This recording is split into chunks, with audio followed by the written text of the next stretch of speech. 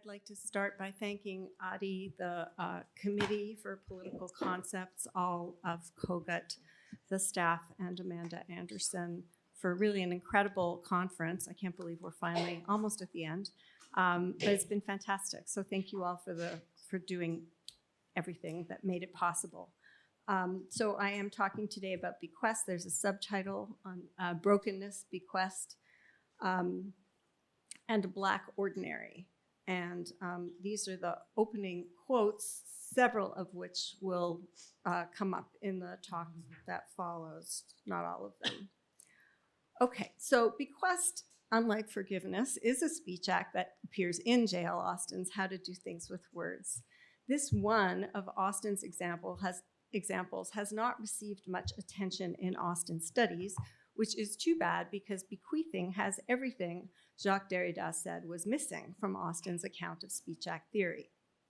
Austin's example of bequest, as in a will, Austin says, features an author who is dead and a performative speech act that is in writing. These two traits are in keeping with the perspective of deconstruction and its centering of absence, not presence. That's Derrida's critique of Austin, that he was only doing presence, that he was governed by a teleology of presence. So I want to respond in a way to what Mohammed said earlier about trying to bypass French theory. I'm trying to pass right through it. So this example not only refutes or rebuts or compromises in some way Derrida's critique of Austin, but it also centers not conjugality, which was queer theory's critique of Austin for having his first example be the I do, but rather fraternity, which is modern democracy's paradigmatic kinship relation. Indeed, bequest in Austin is the only performative that passes between brothers.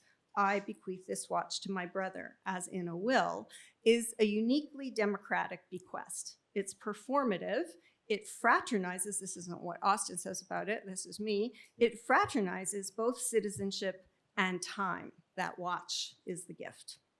Now, citizenship as brotherhood is hardly unproblematic, and arguably Hannah Arendt tries to do better when she quotes René Char's "Our inheritance was left to us by no testament," unquote, which seems to try to claim the inheritance while spurning the will.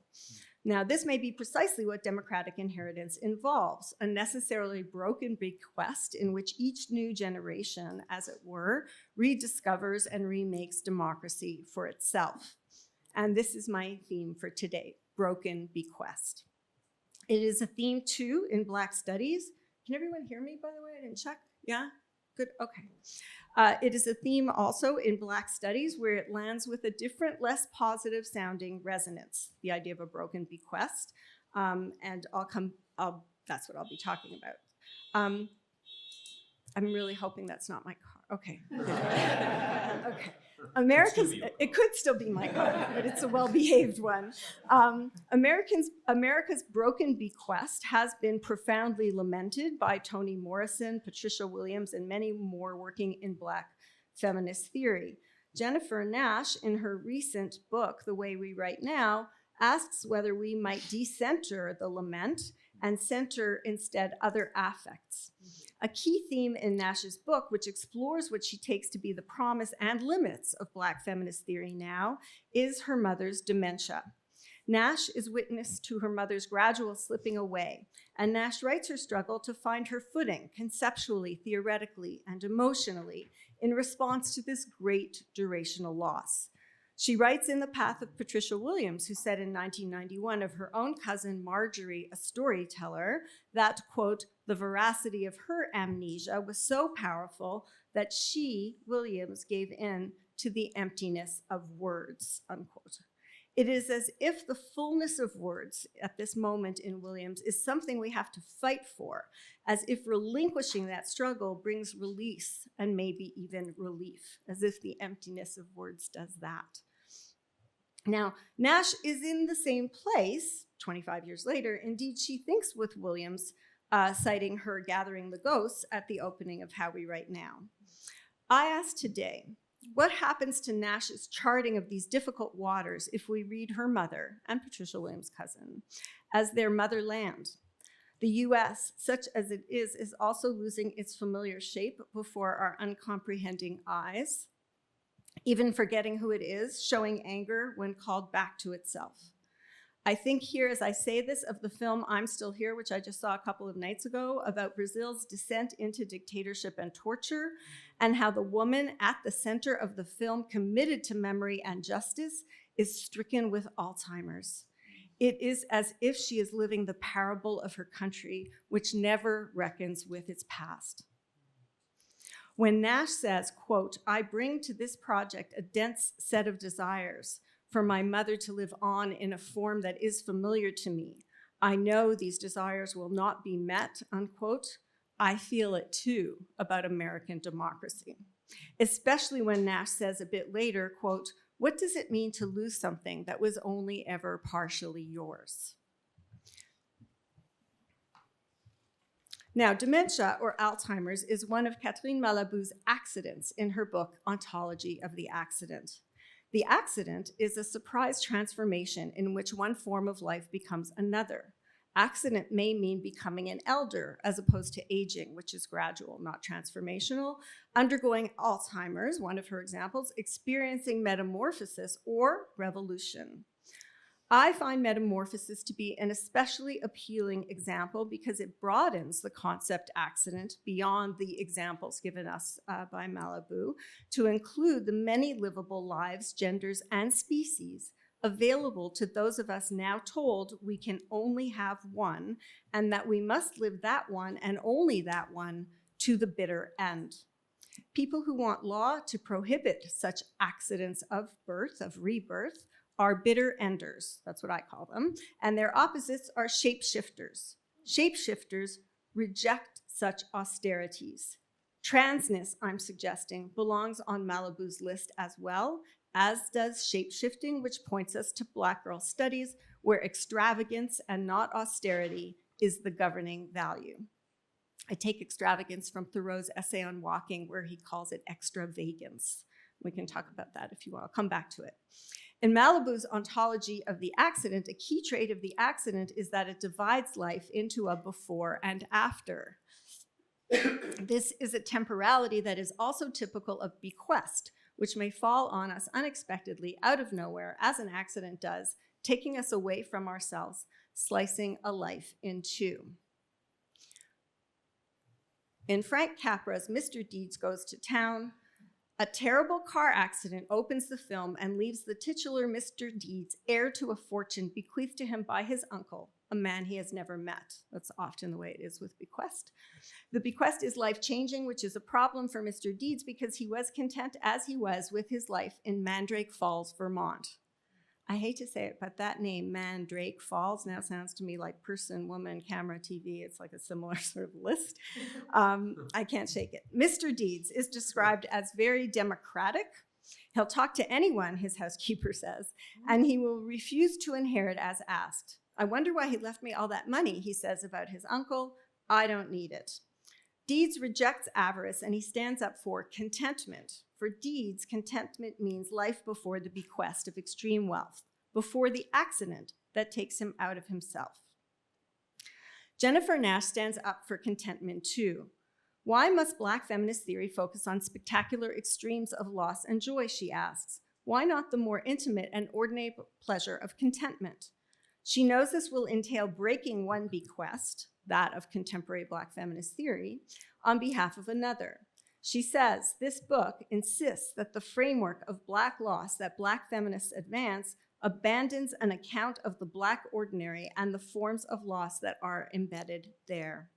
So it's a kind of slow loss that we lose by focusing on spectacular loss, is her claim.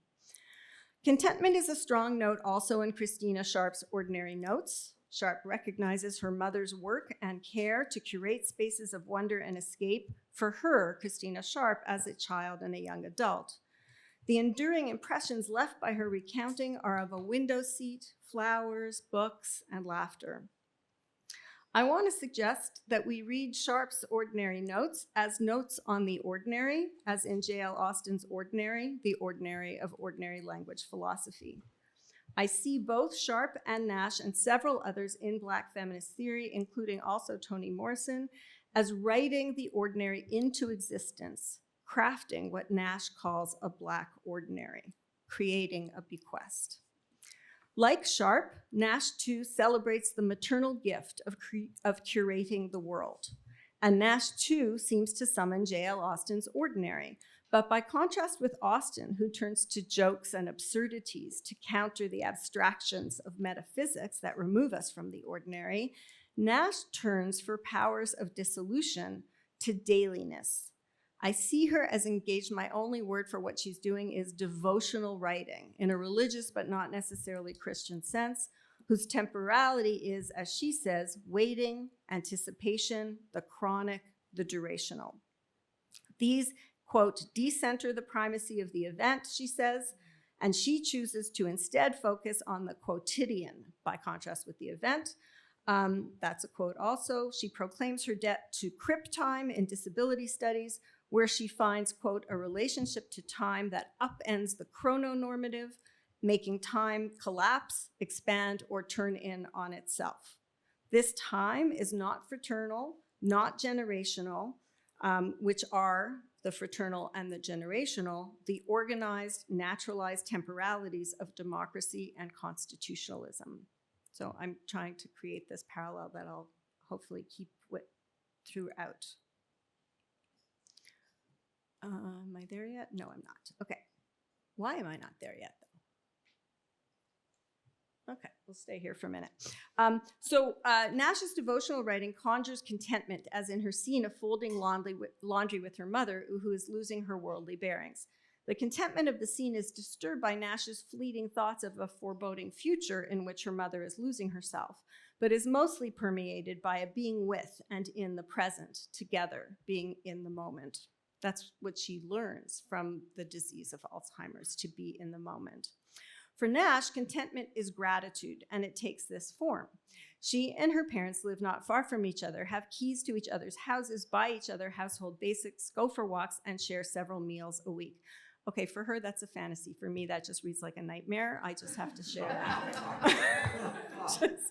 So all of this contentment, Nash says, quote, epitomizes what Christina Sharp calls sounding an ordinary note of care. She's citing In the Wake. But for Nash, this phrasing is too removed from the ordinary. Quote, we don't sound it, though, she says. We simply do it, she says. I hear Wittgenstein in this. This is just what we do. And then Nash goes on, we do it again and again. In doing it and repeating it, we make it, unquote. Nash objects to the imbrication in Black feminist theory of loss, grief, and the maternal.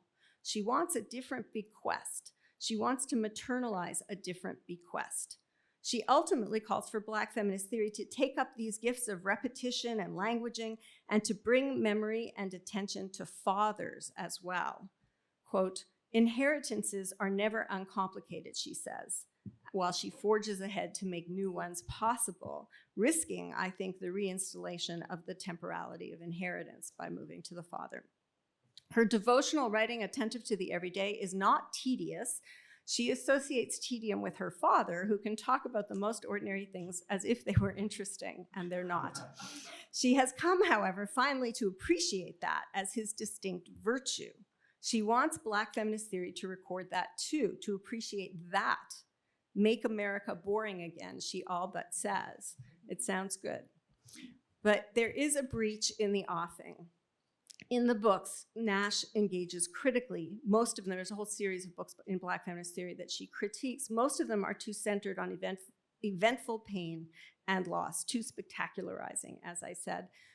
She says, referring to Imani Perry, Elizabeth Alexander, Natasha Threnaway, and others. But one book stands out. It's The Breaks by Julieta, or maybe Julieta Singh, quote, an extended letter to her daughter, quote, unquote, that Nash says attends to, quote, forms of non-spectacular, durational, and ordinary loss, and reimagines loss as welcome and generative, unquote. So here, brokenness is the bequest. It's not, we're moving from broken bequest to brokenness as the bequest. It's imploded, quote, as a generational story, Nash says, in which, quote, children must break from their parents, Young people must break from older generations. The world must be remade and remade again, and this struggle is always welcome and necessary, unquote. That's Nash. Here, the bequest is not broken. The bequest is brokenness, as I said, and maternal life, quote, nurtures the breaks that produce something other than brokenness, the breaks that produce something other than brokenness, and perhaps even yield new forms of connection and love, unquote. But that's Nash, by the way, quoting Singh. Here, loss is not lamentable because, as Singh says to her daughter, quote, losing me, my way of life, is unquestionably a requisite to your survival and futurity, unquote. I'm much more comfortable here. Mm-hmm. The hope, however, is that the daughter can, quote, find a way to break with the mother rather than to break from her, unquote. It's not so much about leaving me behind, Singh says, as inviting me to blaze alongside you. That's a quote.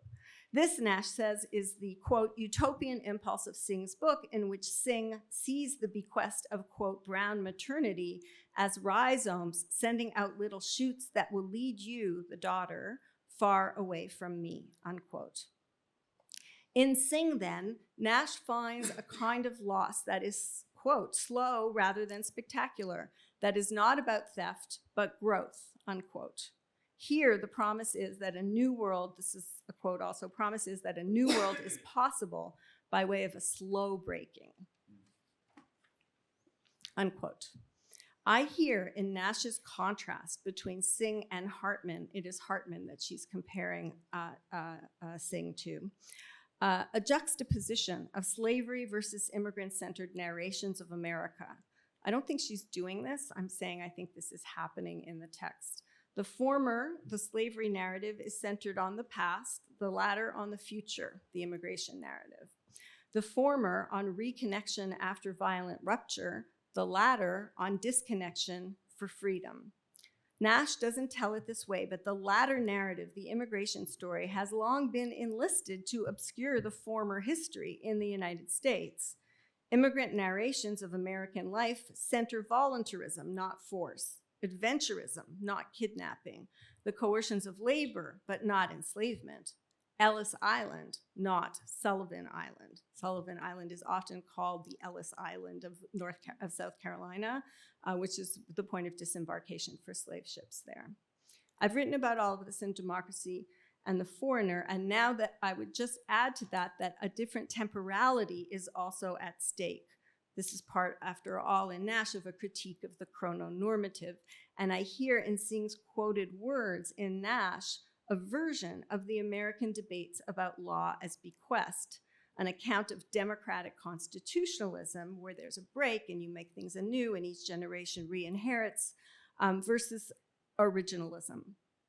Democratic constitutionalism says to its citizens what Singh says to her daughter, quote, losing me, my way of life, is unquestionably a requisite to survival and futurity, unquote. Originalism, by contrast, demands ruthless fidelity above all to the bitter end. So with this, I bring the question of broken bequest into conversation with Thomas Paine. So I'm just going to say that I forgot to say at the beginning that this is a very rough draft. And so not all the segues are as lovely as I like them to be. And that was one of the not lovely ones, but we're now moving to Paine. From Paine, I could say, to Paine, to a conversation with Thomas Paine, who worried about the undemocratic impacts of, I'm going to call it mortmain, because I assume that's what Americans say, which is the dead hand of a legally supported past ruling or law over the living, from the words mort and main, dead hand in French. We might say that Paine, Thomas Paine, favors a broken bequest as the only kind suited to democracy, since that leaves each new generation free to reinvent the terms of their associational living. It sounds Arendtian and attractive, maybe even anarchic, until I stop, and attractively so, until I stopped to think about it with Patricia Williams' chapter, Word Bondage in Alchemy of Race and Rights. Williams criticizes the optimistic insouciance about structural innovation that she sees as abandonment by way of the unbearable lightness of critical legal studies. Thinking with Williams, I wonder whether what whites, especially white men, fear as mortmain is simply any conditioning of freedom by the past, represented surely by both constitutionalism and mothers. The legal housing of rights and care is important to the citizenship of disenfranchised people in need of buffers from rogue and racist intrusion, policing, eviction, and theft. For Williams, a little more main might mean a little less mort. The hand of care prevents careless deaths. Now, in the 18th century, some contested whether it was even possible, not desirable, but even possible for democracy to be handed down from one generation to the next. That is, they saw mortmain as an impingement on and not a condition of freedom. And here is what Thomas Paine had to say about that.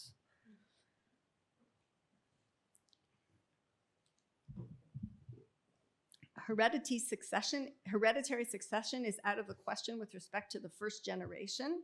So we have now to consider the character in which that first generation acts with respect to the commencing generation and to all succeeding ones. It assumes a character to which it has neither right nor title.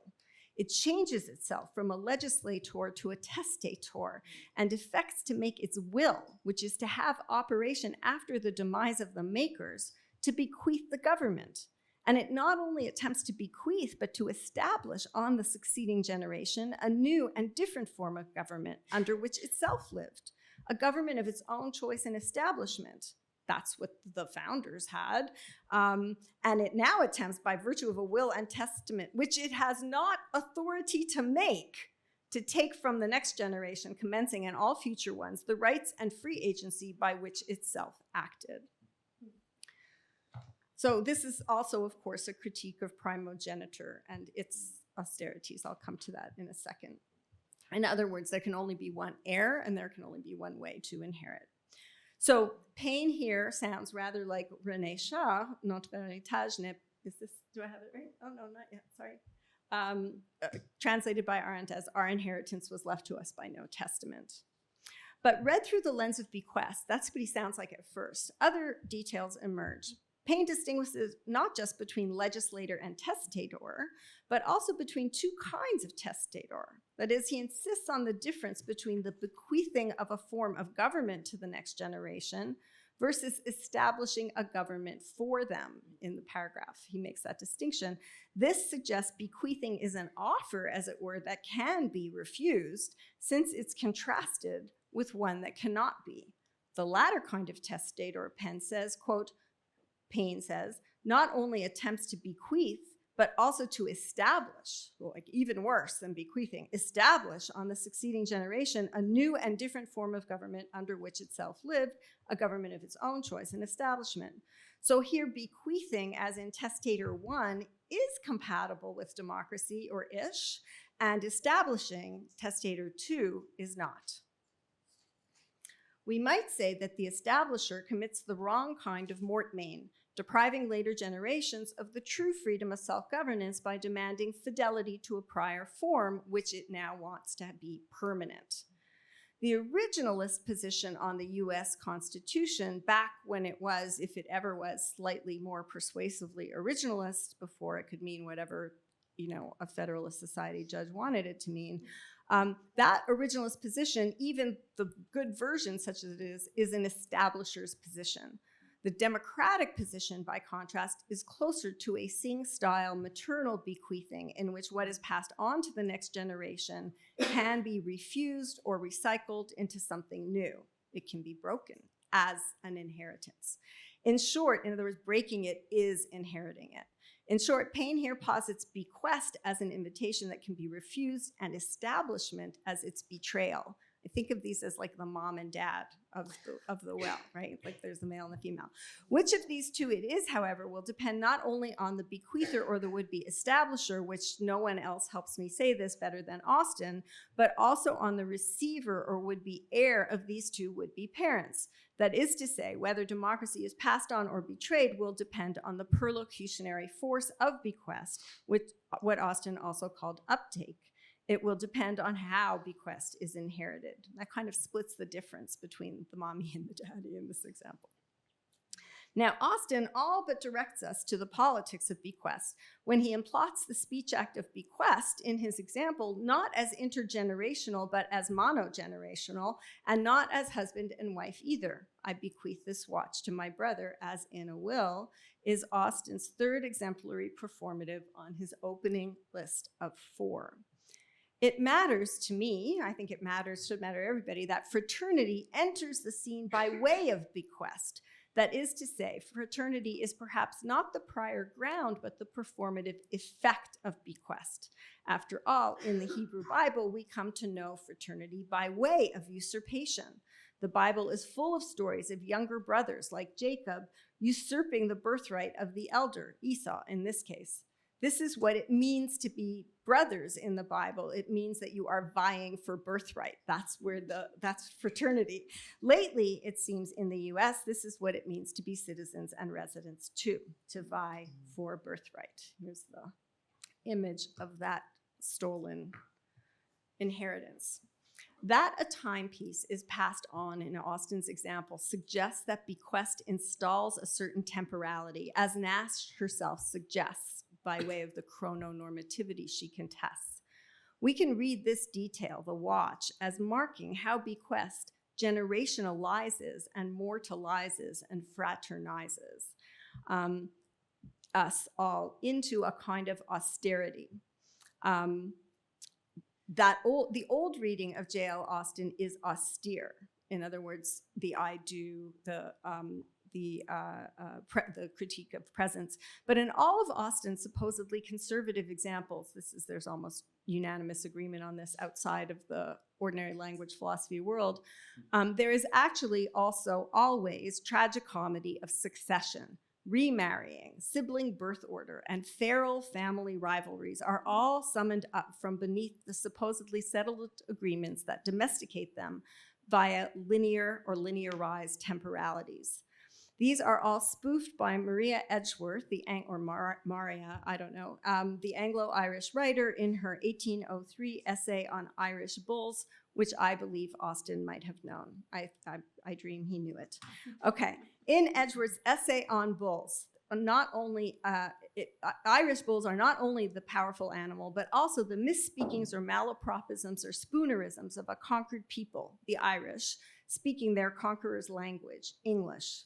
Some of Edgeworth's Irish bulls make a comic or tragic trouble for kinship. Consider these two in the context of bequest. Quote, when I first saw you, I thought it was you, but now I see it as your brother. And the second one, from an Irish dragoon on hearing that his widowed mother had married since he quitted Ireland. Good gracious, I hope she won't have a son older than me. If she does, I shall lose the estate, unquote. The first, when I first saw you, I thought it was you, but now I see it as your brother, could have been uttered by the biblical Isaac. The second names the reason for such an utterance. Of course, a later born child will not be older chronologically, but should he dispossess the prior one, he would be legally older in the sense of becoming the heir, which is to say, again, he takes his brother's place. So here, Edgeworth's bulls are parables of broken bequest. A bequest of brokenness. Broken bequest is also a theme in Hortense Spiller's work. My claim here is actually that there is a tradition of Black grammarians who have been reworking J.L. Austin since at least the 1980s on behalf of an ordinary to come that is also specifically feminist, important, and bequeathably broken. Their attention to language as constitutive of the ordinary has helped to launch the projects of beautiful writing of which Nash is so critical. And they also enact bequest. In the essay Interstices, just very briefly to give you a taste, with its very Austinian subtitles from 1984, quote, a small drama in words, unquote, Spiller speaks of the fortunes and misfortunes, facilities, abuses, or plain absences that tend to travel from one generation of kinswomen to another, not unlike love and luck or money and real estate. So, fortunes and misfortunes, facilities, abuses, or plain absences are drawn straight from Austin's felicities. Tend to travel is a bequeathing without formal blessing. The kinswomen are not mothers. Their bequest is not blessed by the father's law. It is a broken bequest that may be unwanted, but still a bequest, broken in what it passes on. Words that leave Black women, as Spiller says elsewhere, word poor, awaiting their verb. Now, lest I get, I'm winding up right now, so don't worry about the time. You don't look at all worried about the time. Okay. I haven't thought about it once. I say these things out loud. I shouldn't. Lest I give the impression, that brokenness as bequest is a uniquely American problematic. I will close with a couple of stills from La Haine, The Hate, a mid-90s French film about race and immigration in France. In a key scene, a young man from the banlieue claims his inheritance, and here it is, just as René Char said it should be. The young man has inherited no testament, and yet he claims it.